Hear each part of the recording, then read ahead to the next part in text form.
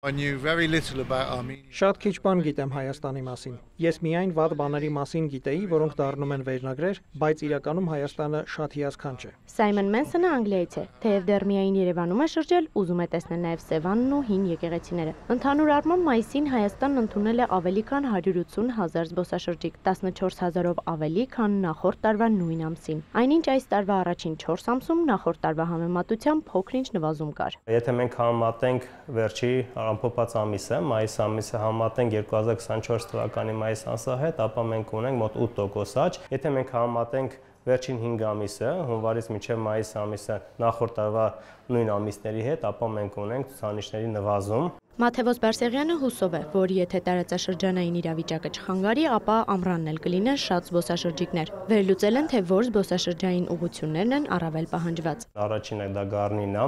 Դիլիջանի ուղղությունն է, Նորավանքի, Ջերմուկի, Տաթևի ուղղությունն է, իսկ ամենավերջում ցավոք կարող եմ նշել դա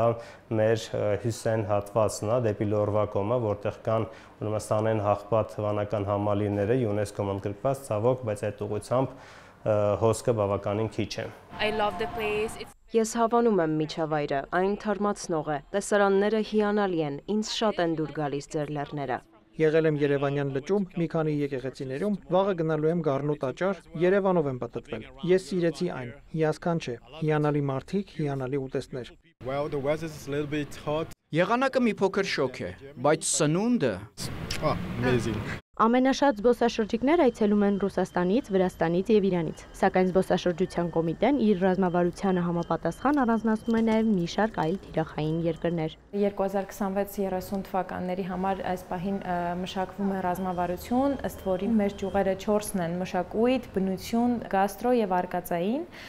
Այս ուղղություններով ընտրվում են թիրախային երկրներ, այս պահին մեր թիրախային երկրներն են Եվրոպայից Ֆրանսիա, Իտալիա, Գերմանիա եւ մի քանի այլ եվրոպական երկրներ, ինչպես նաեւ ծոցի երկրները, ԱՄՆ եւ Չինաստան։ Նշված երկրներից կոմիտեն հրավիրում է լրագրողների եւ հայտնի բլոգերների, որ իրենց երկրներում ներկայացնեն Հայաստանը։ Վերջին լրագրողները Forbes-ի ներկայացուցիչներն էին Գերմանիայի, Ավստրիայի եւ Շվեյցարիայի կողմից, ովքեր ներկայացրեցին Հայաստանը մեկ այլ տեսանկյունից, ունենալով բազմաթիվ հանդիպումներ, մասնակցելով փառատոնին, գինու օրերին, ինչպես նաեւ կազմակերպեց նրանց համար մի քանի օրյա այց տարբեր մարզեր։ Զբոսաշրջային կոմիտեն այս տարվա առաջին փառատոնը կազմակերպել է հունիսի 14-ին։ Կոտայքի մարզի Արզնի համայնքում առաջին անգամ տեղի ունեցավ հայ եւ ազգային փոքրամասնությունների մշակութախոհանոցային փառատոնը, որը կշարունակվի մշակութափառատոնային հատվածը կշարունակվի նաեւ հաջորդ շաբաթ, այսինքն հունիսի 21-ին կայանալիք հայ-վրացական փառատոնի շրջանակներում։ Ամառվա ընթացքում մեր աջակցությամբ կիրականացվեն նաև հայ-իրանական փառատոնը Սիսիանում եւ Երևանի գարեջրի օրերը։ Փառատոնների մեծ մասը կանցկացվեն մարզերում, զբոսաշրջային աշխարհագրությունն ընդլայնելու նպատակով։ Էմմա Վարդանյան, Էդգար Դավթյան, լուրեր։